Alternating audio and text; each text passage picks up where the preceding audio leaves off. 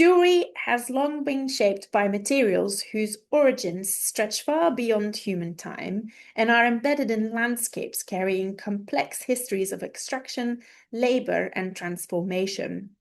Today, as the ecological and ethical consequences of these histories become impossible to ignore, jewelry finds itself at a moment of reimagining, asking not only where materials come from, but how else they might come into being.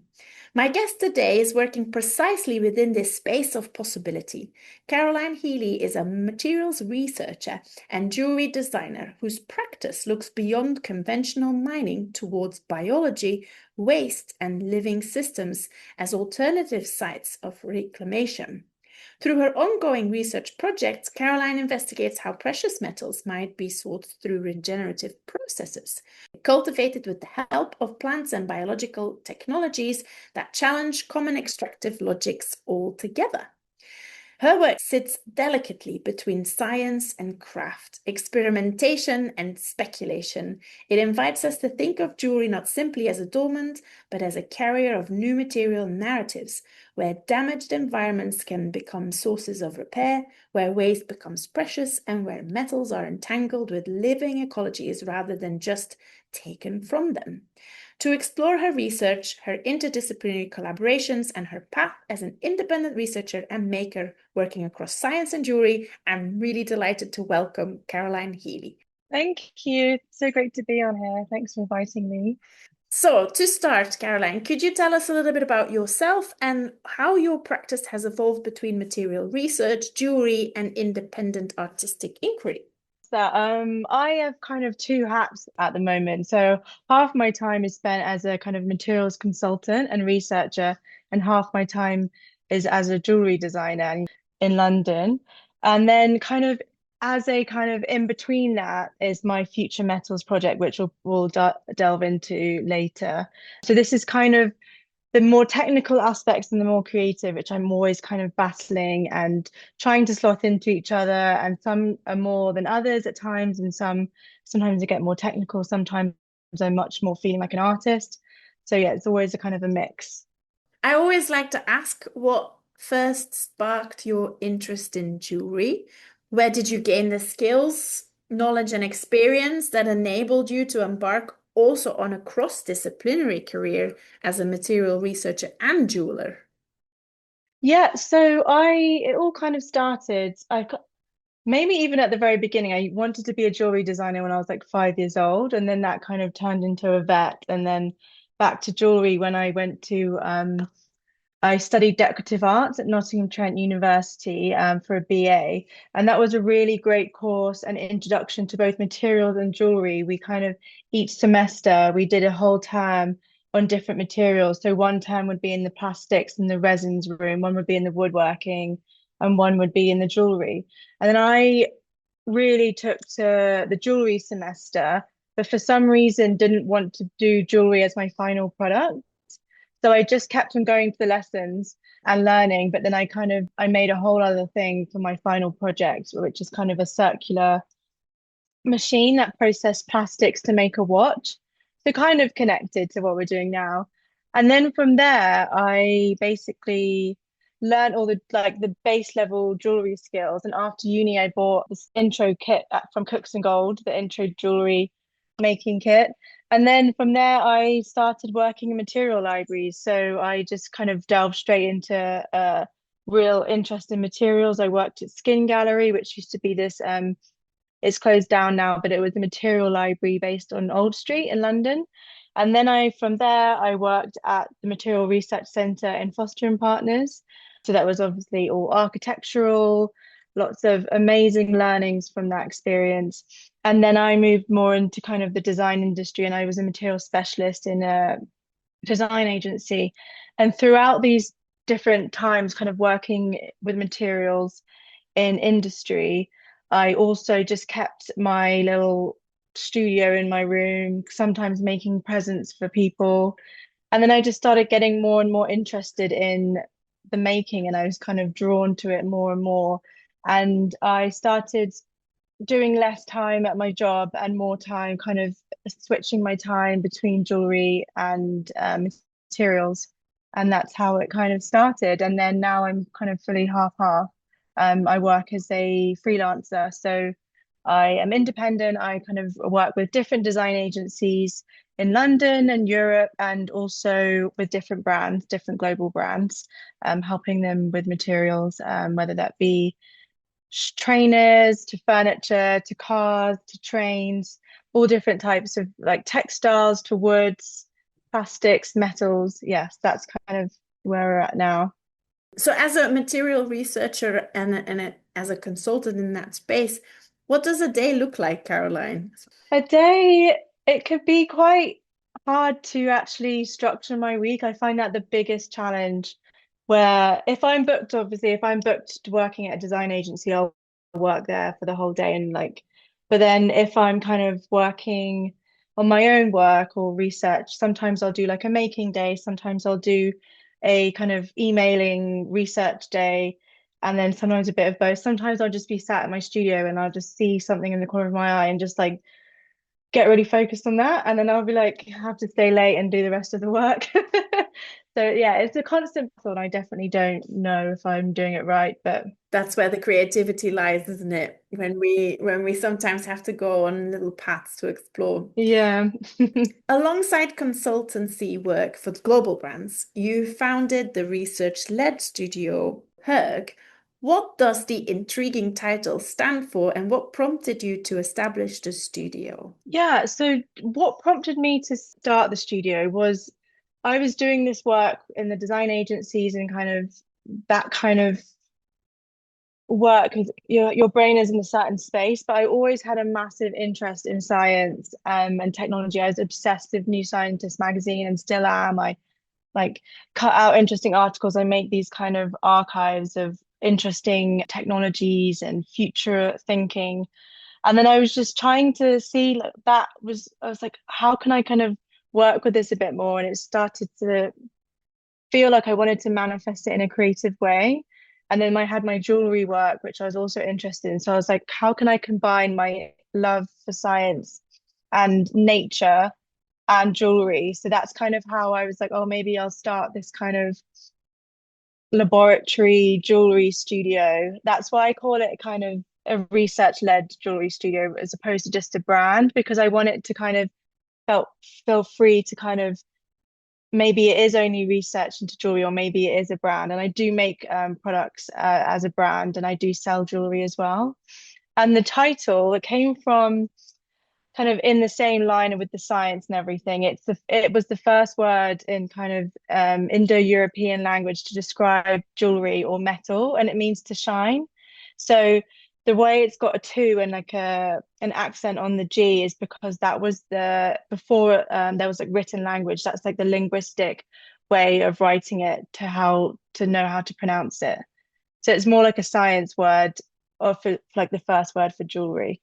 So let's delve into your ongoing research project. As an example, Future Metals, which investigates biotechnology as a regenerative method for sourcing precious metals, often in relation to waste and damaged environments. How did you start here? Was it a New Scientist article, or where did your interest come from? And perhaps now, as you're established into the direction, what questions are you most interested in addressing? It actually, funnily, did start with a New Scientist article.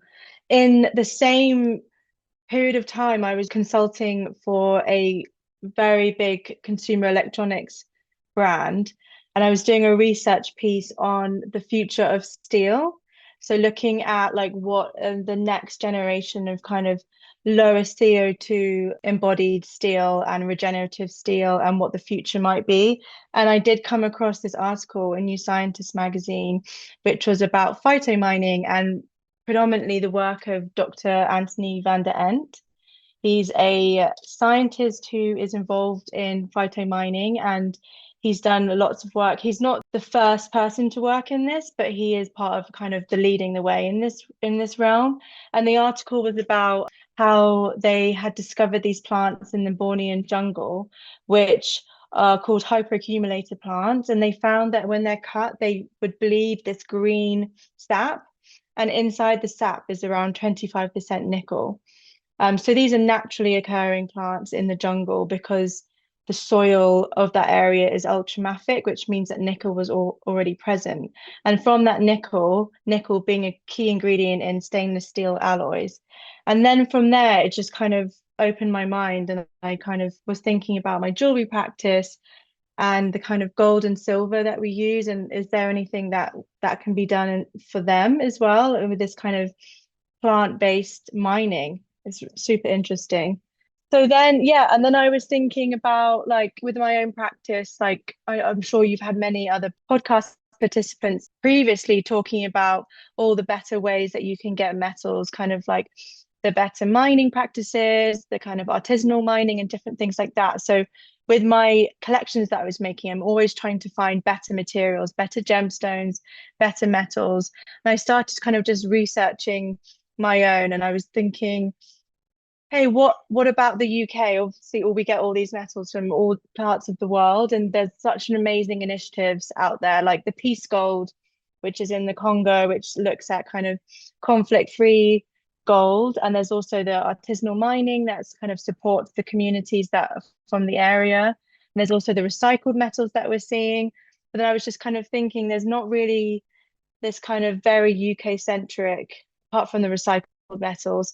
And I was just thinking, how can we maybe look at biology, and then I started looking more and more into plants, and then I expanded my research and found that there's so many organisms in the world that have an interaction with metals. So I discovered that there's mycelium that they found in Australia, that they when they looked under it, actually gathered gold nanoparticles on its body, and like they're actually using it to figure out where the gold deposits are further down. But then I was thinking, how could we use that as a tool, as like a biotechnology to actually like find like kind of like mycelium miners in a way. And then there's also bacteria, which is commonly used already in the mining industry as like bioleaching. But there's also bacteria that are more native and are more harmonious with the ecosystem. That there's lots of research out there and people working on these amazing projects in the UK as well that look at bacteria that are harmonious with the environment rather than kind of just like leaving this like bioleaching compound to kind of take a world of its own in the mining fields. So yeah, and then all that kind of research and thought process came together, and I was thinking, how can I actually maybe use these plants to actually think about jewelry? And may I ask you how you then started the research? Like when you found out where you could look, what was the next step? Yeah, the next step, I just guess reached out to people. I think I've always just been quite good at just making contact with people that I find interesting, and just even just have a little chat, have a conversation. From my materials kind of research work, normally I'm good at keeping logs. I always keep logs and of loads of information and just contact details and things that I find interesting, just because someday you might connect a pattern or connect a dot, and then you'll kind of want to, maybe they're the answer that you've been looking for. So that's how I started. I just basically started having conversations with people and just taking notes, and then just seeing who would start engaging with me and who found it interesting. And then also, really luckily, I applied for the Arts Council funding, and I got a Developing Your Own Creative Practice grant, which meant that I could have some time to actually work on the project, which was great. And that kind of kickstarted everything. And through that, also making a plan. I find like applying for funding also helps you have like mind clarity. You probably find that as well, and gives you deadlines. And actually, how do you get from this step to that step, and like kind of write it out step by step? Funding terms, they call it a chain of logic. It's a really great process for building a project, but also very painful when you don't get the funding. Yeah, it's a double-edged sword, writing grants. I know, yeah. Future Metals has involved collaborations across science, biotechnology, some industry perhaps as well, including work you mentioned with a biomining startup and researchers on your website. Could you share a few examples of the key partnership and what these cross-disciplinary relationships have enabled that perhaps wouldn't have been possible outside of them? So I think in terms of looking at the industry of which I have tried to delve into, such as precious metals, this is also not only jewelry, this is part of a wider industry, which I found most of the innovations are happening in kind of critical materials. They're kind of in the UK, there's a big push where we're trying to establish our own supply due to kind of global and economic security and things like that. So there is a lot of work happening in that. But I found coming at it from a jeweler, craftsperson, maker, it's been a little bit of a hitting a brick wall sometimes. But then sometimes those conversations that I've had with the researchers, they've really seen the kind of multi kind of benefit of including craftsmanship and their different point of view with their kind of more industry focused research. So that's kind of where I feel like I'm positioned, is also kind of it's a mutual benefit. I had a great call. I reached out to a startup out of Brunel University called Fiona, who is run by Dr. Lorna. They're an amazing startup where they are involved in using phytomining to remediate polluted soils. And she had a really great response to my kind of initial inquiry. And I started going to visit their sites. So they have a site where they are planting a miner's garden in Barnsley, which is in the north of England. So it's a really beautiful site. It's a historical Victorian mine. If you can look it up and see amazing photos of it. And that ran for hundreds of years as an active mine. And then as a result of that, it doesn't mine anymore, but as a result of that, the surrounding soils are polluted with different types of metals. So what Fiona are doing are using native species of plants. Naturally, they are hyperaccumulators, which means that they are able to suck up metals from the ground. And this is not because they like sucking up the metals from the ground, it's because they are tolerant to it. So this is also a really useful process for kind of being able to harvest metals using plants. So these phytominers, she planted these specific plants. So if you were to look at the garden, it would look really like kind of you wouldn't notice it was there because it's made up of like really native species. So it's got thistles and grasses and foxgloves. And she invited me to the open day and to see them do the harvest. So that was just them kind of cutting down the plants and like labeling them. So it's such an amazing process as someone that's not from a science background to see the kind of process that the Fiona team were doing. So they harvested the plants on site and then they took them back to their lab in Brunel. And then they worked on extracting the metals from the biomass. And it's such a cool process because the plants are regenerative, they're in harmony with nature, they sequester carbon, the flowering plants help to kind of bring a biodiversity back, all whilst cleaning up the soil, remediating it, and also providing a metallic feedstock for like a mining outcome, which is such like an amazing full circle system. So this is a key collaboration that I had, I guess, and then it all kind of resulted in a ring that I made. So from the harvested plant, they extracted the metals using their kind of they've got a proprietary bioprocessing that they use, which is kind of secret because it's kind of part of their IP. And this is great because a lot of the time, say if there's other companies out there that are using the plants and harvesting them and then sintering them, which is a very high energy process, which kind of it kind of feels like it works against the kind of more circular regenerative systems using high energy like firing processes when you could use kind of again keep the bioprocessing at every single stage. Yeah, and then from those from that harvest I got some metallic feedstocks, and then I used that to kind of make kind of a conceptual ring based on the site. So that was a really great project, and I think there's definitely so many more developments since that will be going on, such as improving the way that the plants uptake the metals from a biological standpoint. There's so much more innovation in that as well. And then also from the getting the harvest and the feedstock, using other parts of the feedstock. So could the biomass be made into bioplastics or biofuel or whatever? There's like you're using every single part of the plant. And then from there, I think the next challenge will be how do we take those metallic compounds into a shiny metal that we would see in jewelry, also keeping that ethos throughout the project of the ecological methods, which I'm also researching, like the refining and the fabrication and all these different parts to turn kind of a metal or kind of a bio ore into metal.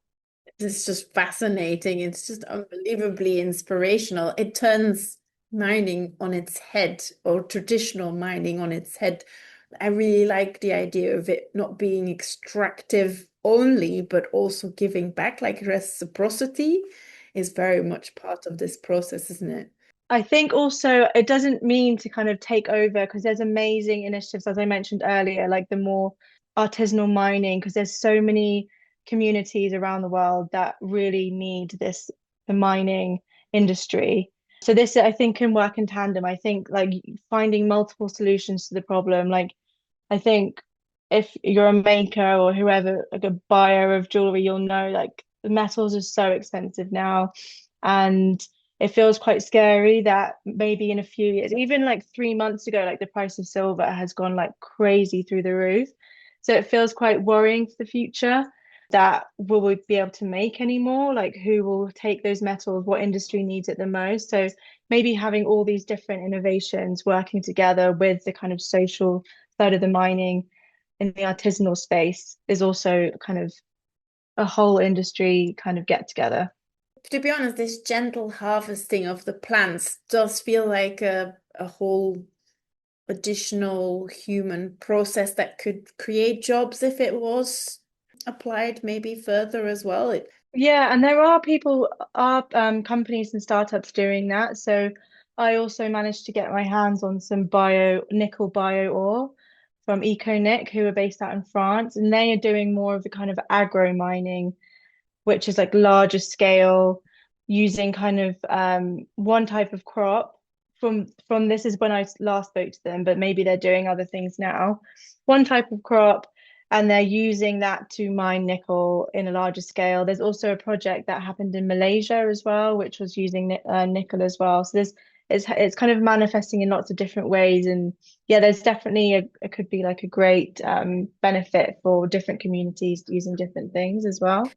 So, thinking about partnerships more broadly, what does an ideal collaboration look like for you? Are there particular disciplines, industries, or type of knowledge you are keen to work with more in the future as well? Yeah, I think keeping with on like the biomining kind of collaborations, I'd love to explore more bacterial mining because I think there's so much potential for scalability in that sense. Like with the plants and phyto mining, it's amazing because it is such an ambient, passive technology that can clean landscapes. But then you're kind of at the detriment to the weather and if the harvest is good and if the plants are taking. But then I see it's such a good opportunity with bacteria as well. And there are some amazing startups doing and researchers looking at bacterial strains in collaboration with waste streams and how the bacteria can metabolize the precious metals within the waste, and then you can filter out the bacteria and get kind of mine the metals like from that way. There's an amazing startup called Mint, not to be confused with the Mint based in Wales. There's a Mint in they have a pilot or a project in Australia, which I was lucky enough to just have a tour of. And they are using bio kind of there. It's kind of like a brewery, like making beer. They have a huge tank where they feed like this bacteria, this waste feedstock, and the bacteria can take out gold. And then they're recycling that back into industry. That's a really amazing project. So that would be one, the bacteria, I think, just for scalability. If I'm trying to aim to make a piece of jewelry, whether that be like just a simple band, I think I need to start looking at ways that scalability of this biotechnology can kind of give me that enough metal to make that.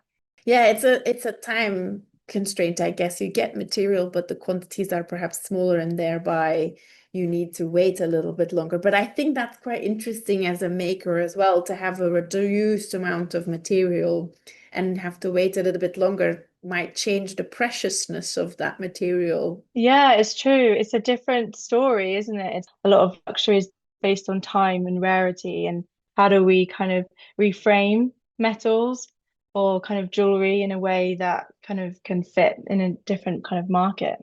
Did it feel different when you have a small amount of material on your bench? Like, did it feel like it was more precious than, even though you kind of know that it's a certain material or metal? Yeah, when I was working with the feedstocks from Fiona, which was kind of it was a mix of all the different metals that were in the soil at the time. So it was like titanium and copper and silver.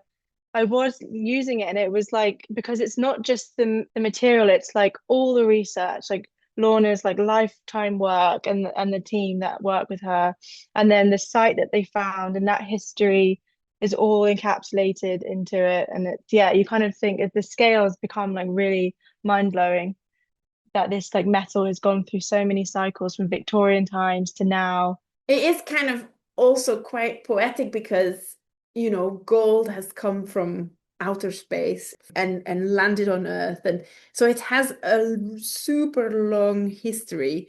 For us to sort of appreciate it as a slower metal is quite an interesting gold or even nickel and other metals. It's just interesting to think of them beyond just our own lifetime, I guess. Yeah, yeah, it's really interesting. And I remember I was looking at these different like ores that people have found, like from like Romania when there was kind of mining in that area. And there was some of the characteristics of the like natural gold that they found in like caves and things had a real bacterial growth. And then I started looking more into it and speaking to kind of some of the other researchers that are working with bacteria. And it's really a misconception, but bacteria has such a big role in the movement of precious metals through the globe. Like we always think of it as this kind of process that is like the tectonic plates, like in the heat and that kind of shifting kind of the molten metal throughout the cracks in the rock and we get the veins, but it could be bacteria kind of transporting it, digesting it, and then kind of placing it in different formations. Your research and practice rely heavily on working across disciplines, spanning science, craft, but also talking to scientists who are thinking about industry applications. What have you found to be the biggest challenges of working in these interdisciplinary spaces? And have you developed any strategies to make these collaborations and conversations more productive and meaningful? Yeah, I think the biggest challenges, I guess, is because I'm not from a science background at all. I have been really like trying to like when I've kind of, as I said, I reach out to lots of different people to really try and understand their science and their research as best as I can before start speaking to them. Everyone uses very different languages. So a craftsperson, an artist, a researcher, there's so many different ways of communicating information. And I feel like I have a little bit of experience because I have this kind of material research where I often have to translate kind of more complicated material concepts to like designers and like or tell it into a store, a creative concept within a project to a brand. So I have, yeah, I feel like it's kind of a bit of material translation as well as kind of connecting dots and things like that. I also find it as well, a lot of the research I've done surrounding precious metals, I feel like I have had to really understand the context of which the researchers are working in. So the industry that they're working in, what the goals are, kind of so you mentioned the critical minerals that people are working with, and what are the goals? Where are these metals in industry? What are the supply chains? Where are they going? Why do people want them? Because I found there has been a bit of a kind of a pushback coming from a craft space.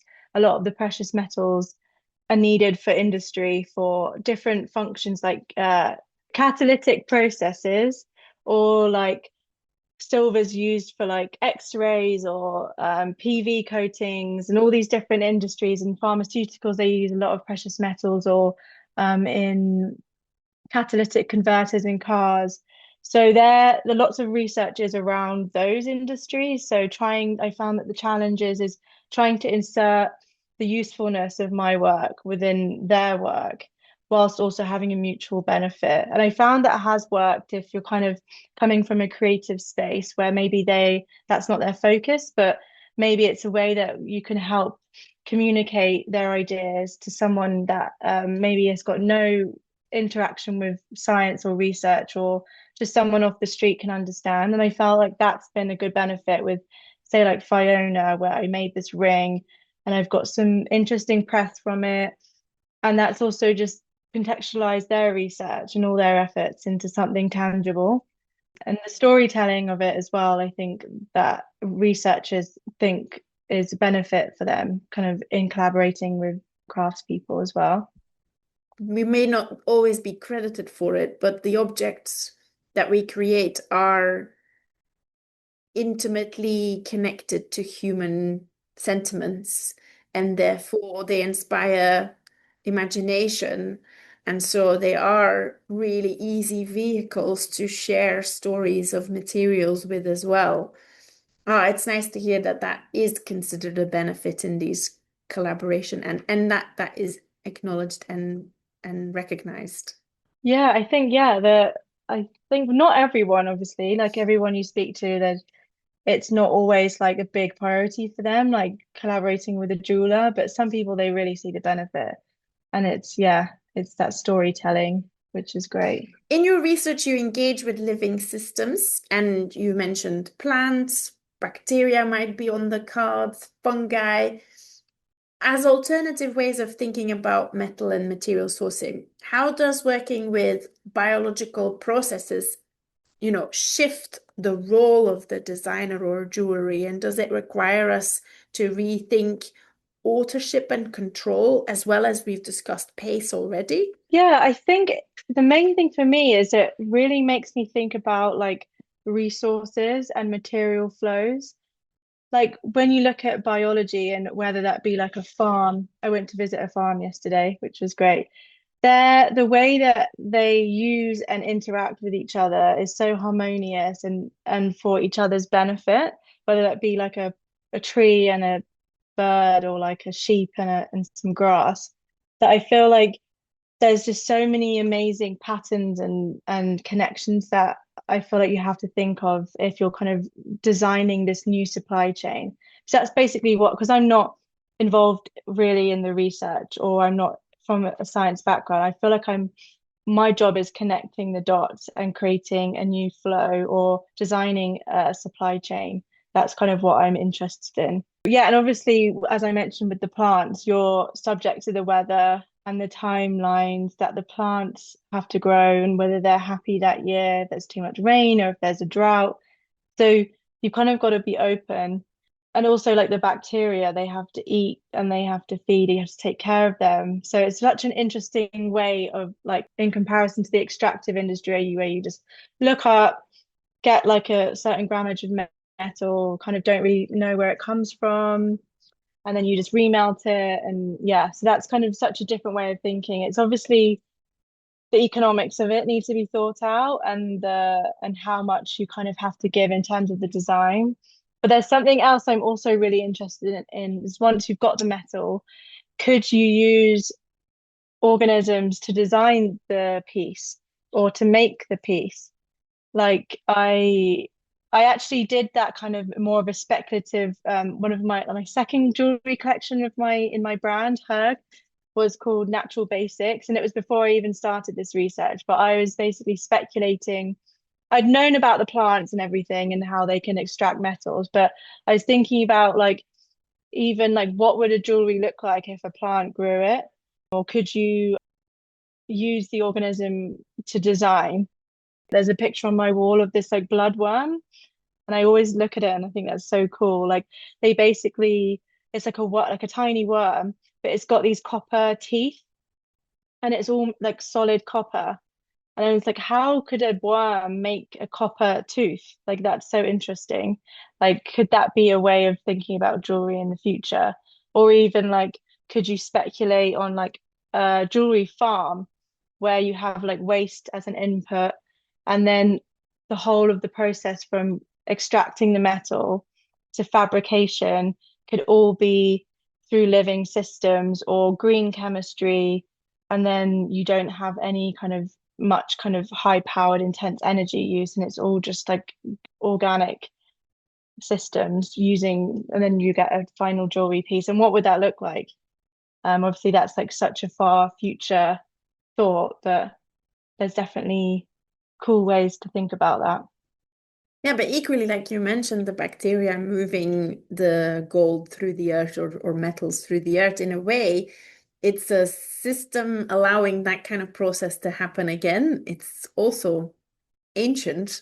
So it's quite, yeah, it's both speculative and ancient at the same time, which is, I think, is a really interesting space to be.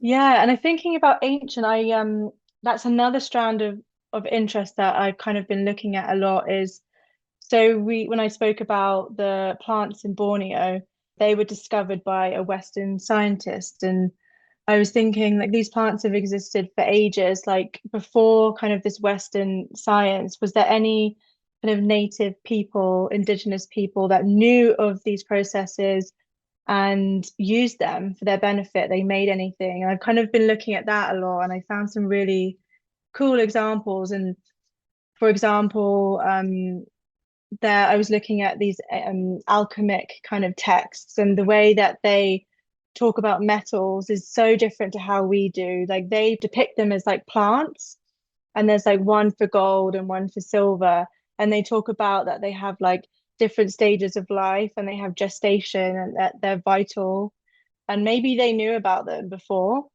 and maybe we've lost this technology. And there's like the copper belt in Zambia. I was also reading about like I don't know if they're ancient kind of metal workers from the area, maybe much older, but they would be able to find where the copper is because the plants have like the leaf looks a little bit of a different color. They can identify. There was also, I was reading this text about these ancient Chinese alchemists who can find jade, so like the precious stone, through looking at trees that were above the jade, and the tree looked different because it identified maybe different chemicals within the soil, so that it changed the kind of appearance of the plant. Yeah, so I was just really interested in like what if there's like these ancient technologies that could be really interesting to kind of use in a modern lens as like a sustainable technology. Much of your work operates outside of traditional academic structures. As an independent material researcher, designer, consultant, what have been the opportunities and challenges of navigating perhaps this interdisciplinary space, research practice in an autonomous way? Yeah, I think the main challenge is that obviously I'm not connected to a big kind of university or a big research name. So I'm really at the, not at the peril, at the merit of whoever I'm speaking to, that they're happy to engage. So yeah, I've luckily I mentioned I've got the funding from the Arts Council. That was like maybe a year and a half ago now. But it's been, yeah, it's challenged because you have to find time outside of my usual, either my freelance work or my jewelry making, which is, yeah, that's definitely a big challenge. And I'd say at the moment, my biggest challenge is like I really want to find some waste streams in order to engage with kind of bacteria and maybe some other experimentation with different processes. But you think like it's spoken about how much abundant waste there is and how it's such a big problem, but it's really hard to get hold of, either from like a regulatory kind of issues because it's toxic, or because it quite often waste is owned by people, and it follows through cycles. So someone owns their waste, they get it processed and they get it sent back to them. But yeah, it's been a really big challenge. I think that's kind of been a sticking point for me at the moment. But then I guess the opportunities of being independent is that I am not, I don't have to conform to bureaucracy in a way, or university systems thinking that they how they do things, which obviously has its great benefits, but I also am not involved in that. So but maybe I should be. I don't know. Yeah. There's always a bit of a duality between practice and academia, and that is still being untangled and questioned and then retangled. And I think you can be part of that discussion in or outside of academia, I would say. And I think the fighting for your time, that's not guaranteed in an academic post either. It is always a balancing act, regardless whether you are in a university or not. Both scenarios have their benefits and disadvantages. Yeah, academia obviously has such amazing outcomes, and so many, like all the startups that I'm kind of engaging with come out of that, and that's how they're able to exist. So it's a really great system. Are there any other emerging directions, questions you are currently really excited about? Anything that you've got lined up in the future that we might be able to keep an eye out for and see you develop and share? Yeah, I guess the main one and my current mission is to find waste. And then from there, I can kind of take my research and my future metals project much further because I'll have something in which to give and collaborate with other biologists in the area and in the research area, and they can use that, and then maybe we can get to my goal of making a piece of jewelry made from the metal. So that's kind of my main mission at the moment. But then I think also just generally, and maybe kind of it could be like a slight pivot from this quite focused kind of future metals project is over the years I've been creating such an amazing, rich log of research into this luxury materials space. And I think in the current context of the price of metals skyrocketing, the need is increasing, but the resources are depleting. I feel like we're at a really pivotal time in this conversation around precious materials. And obviously you've got amazing practice going on, but I've also got so many examples in my log of and people I've spoken to that I don't know, maybe I could think about making a little book about this or like I don't know, that's just something I'm thinking about or like some how can I disseminate this information in the kind of more in the kind of design led world or design industry that can also help spark thinking because luxury materials is such a big topic and there's so many amazing initiatives and people talking about this, like from gemstones, pearls, metals, also like processes, jewel like craft processes that are ecological. Yeah, I just know. I don't know what to do with this information because there's so much and it's really exciting. But also, could it be what's happening? Also, is part speculation because there's also like amazing, really futuristic research, such as like platinum from asteroids or like people have made, I don't know, well, you're making such amazing gemstones from waste kind of sapphires and things like that. Yeah, there's just needs to be, I don't know what to do with this information, but maybe a book. I think you should do a book. The knowledge you've already accumulated in this space is, yeah, amazing. And it's so unfamiliar to us.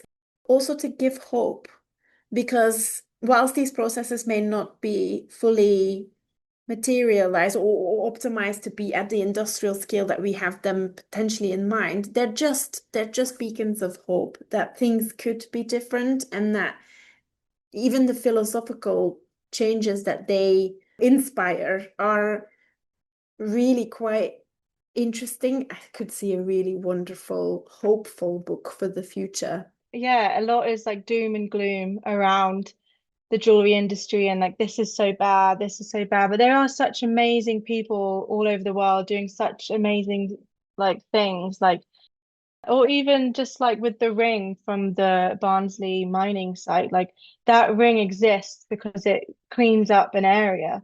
So that is kind of a reason for being is a positive rather than just a taking and having as a kind of a luxury or a just a piece of jewelry that feels not kind of embedded with meaning. Like this ring existed to clean up landscapes. So yeah, it's kind of shifting it slightly, the thought process around jewelry.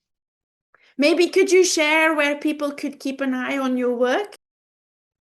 Yeah, I think so. I post a lot on LinkedIn, so you can add me on LinkedIn, or I also post on Instagram, so follow that as well. My Instagram is at underscore jewellery. So H₂ERG underscore jewellery. Hope there could be some more collaborations coming in the future. So yeah, watch out. Rethinking the future of jewelry asks us to look far beyond form and finish and instead to question the systems that shape our materials from the very beginning. As Karoline's work suggests, this means asking unfamiliar but necessary questions. What if plants could one day become our miners? What if bacteria and fungi were collaborators in refining precious metals? And what if jewelry could play a role in repairing landscapes rather than depleting them? These questions may sound speculative, but they point towards a profound shift in how value, responsibility, and care are understood within the field. Karoline's research invites us to imagine a jewelry practice where metals are not simply extracted and consumed, but cultivated through living processes, patience, and collaboration across disciplines. It is a vision that challenges the dominance of extraction and instead proposes regeneration, coexistence, and attentiveness as material strategies.